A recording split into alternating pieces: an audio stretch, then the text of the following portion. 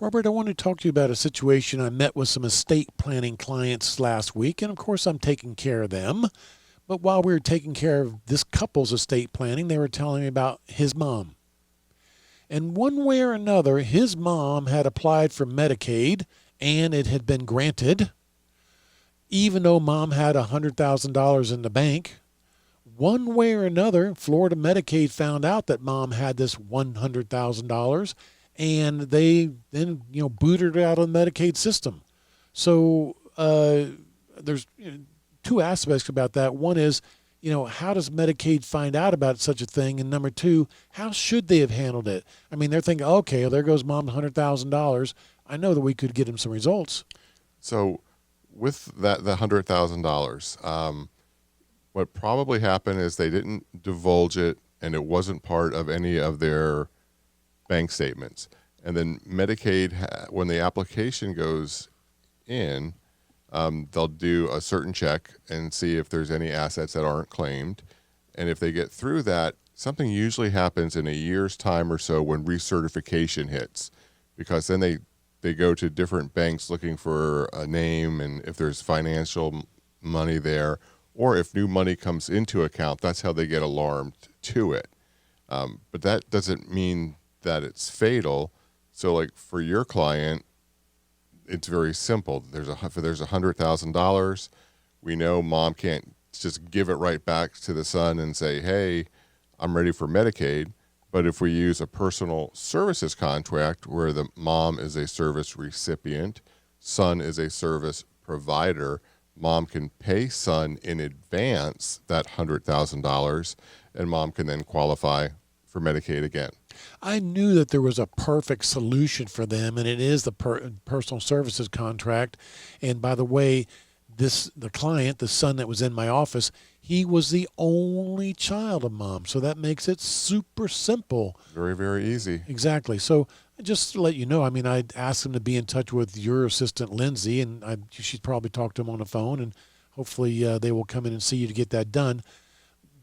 So what I guess I'm learning is that in the state of Florida, when you apply for Medicaid and once a year when they do a recertification, Medicaid is going out there one way or another and searching for bank accounts. So the recertification isn't as tedious as the initial application, but that's where you see things popping up. And especially not only with assets, but a lot of times, Tom, you'll have, let's say, a woman who is on Social Security and under the income limit.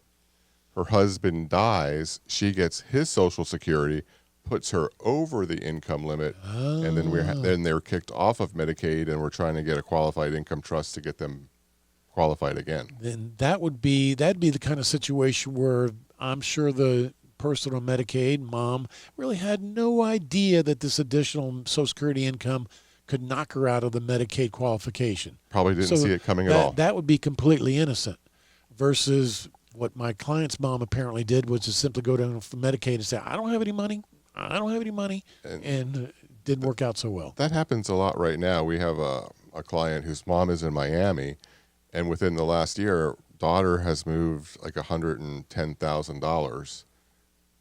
Woman applies for Medicaid, gets denied, and now we're trying to give the money back, because thankfully she still has it, and then do it the right way and get mom qualified and have the daughter receive the proceeds anyway. So for the listeners out there, if you're out there in the community and you're talking to your friends and family and neighbors and coworkers, and you hear these words, oh, mom's going into a nursing home, that nursing home costs $12,000 a month, everything mom ever worked for is going to be down the drain, nothing we can do about it. No. Here at the Olsen Law Group, we have all the legal tools we need to protect you, your wealth, or your mom's wealth from the cost of a nursing home.